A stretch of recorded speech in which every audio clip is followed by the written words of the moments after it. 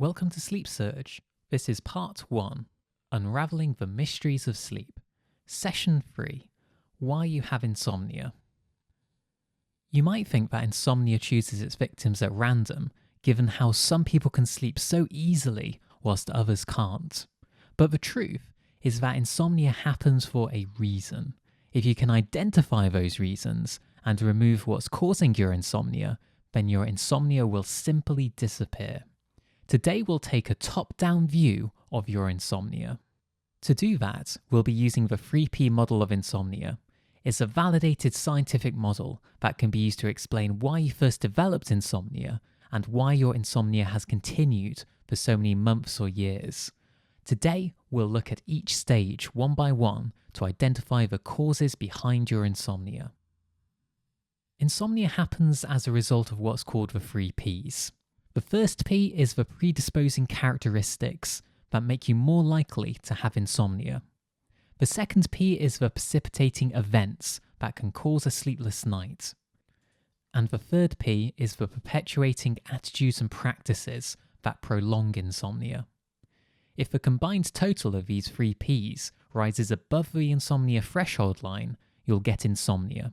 Stay below and you'll have no sleep problems.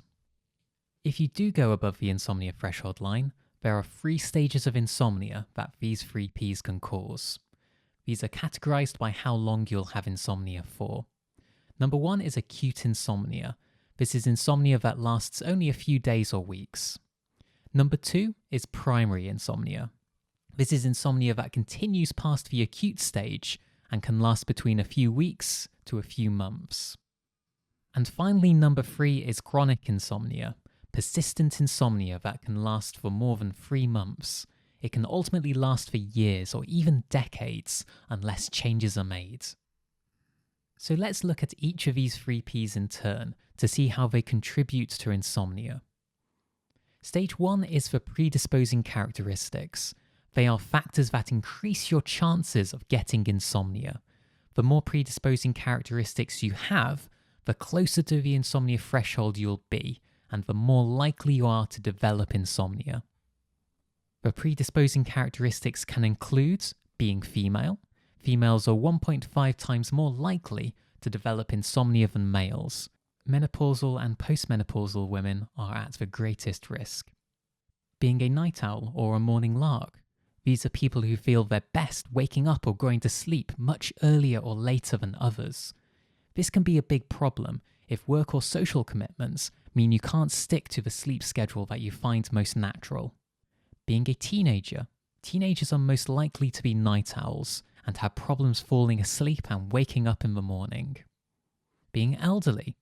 Elderly people tend to be morning larks, which is the opposite of night owls, meaning they tend to fall asleep earlier but also wake up earlier. They are also at risk of poor sleep quality. Having psychological hyperarousal. These are people who are naturally full of energy. They have an increased heart rate, heightened muscle tension, fast metabolism, and tend to get stressed more easily.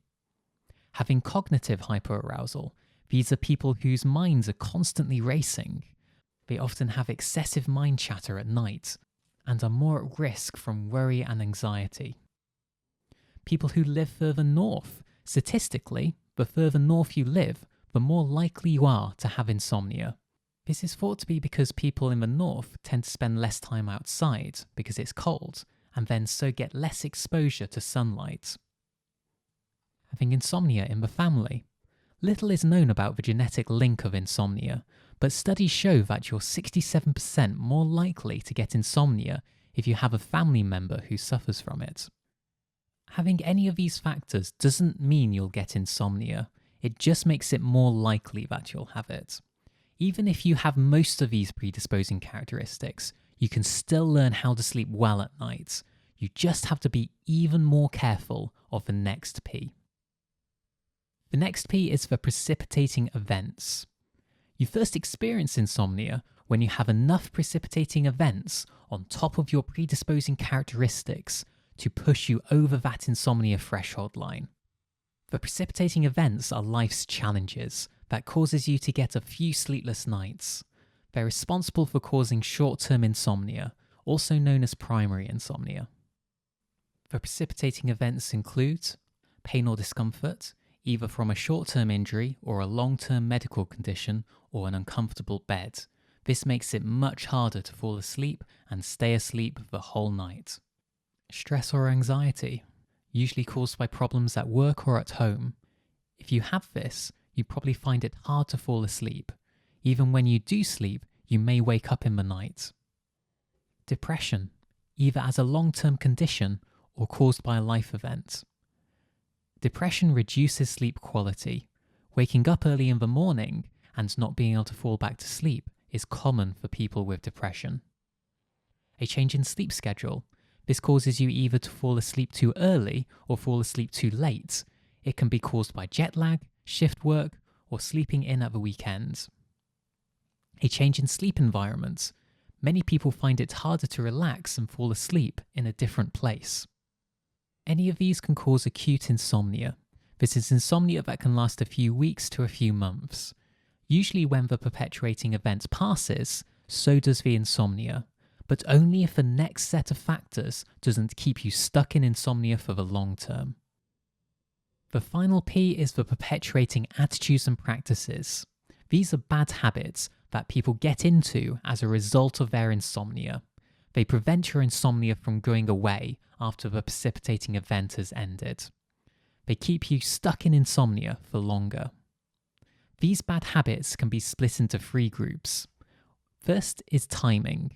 Anything that stops you from falling asleep and staying asleep, preventing a regular sleep schedule from forming. They include trying to get more sleep by going to bed too early, drinking lots of caffeine during the day to try and stay awake, or by catching up on sleep by napping during the day. Second is mindset. These are thoughts and beliefs that can cause stress and prevent you from sleeping. They include worrying about the consequences of not sleeping, thinking you're somehow broken, or trying hard to fall asleep and feeling stressed when you can't. Third is environment. Trying to sleep in an environment that just isn't suited for sleep. This can be caused by having an uncomfortable bed or by using your bed for things other than sleeping, causing your mind to associate your bed more with being awake than falling asleep. If you have long-term insomnia and can remove these bad habits one by one, your sleep will gradually begin to improve. These perpetuating attitudes and practices can stick around for long after the precipitating event that caused your insomnia has passed, resulting in chronic insomnia that can last for years or even decades. Research shows that 40% of people with insomnia have had it for a year or longer, so these perpetuating attitudes and practices are really common. Over the coming days, this course will take you through each of these 3 groups to help you identify any bad habits and replace them with good habits. The more bad habits you can identify and replace with good habits, the better your sleep will become. Once you dip below that insomnia threshold line, your insomnia will be a thing of the past.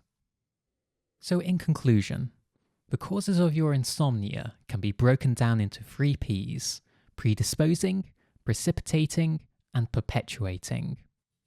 This causes acute, primary, and chronic insomnia. To end insomnia, you need to dip below the insomnia threshold line. How long you've had insomnia for depends on which P you should be focusing on reducing. The action steps for today contains questions to help you consider this. But don't worry if you don't have all the answers just now. As you progress through this course, the exact causes of your insomnia will become clearer. Tomorrow, I'll introduce you to your greatest ally against insomnia. You'll discover exactly how it works and how it can swiftly send you off to sleep, and how you might inadvertently be weakening its power. Action steps. Consider which stage you're at on the 3P model. What caused it to start? What made it progress up to this point? Where is it now?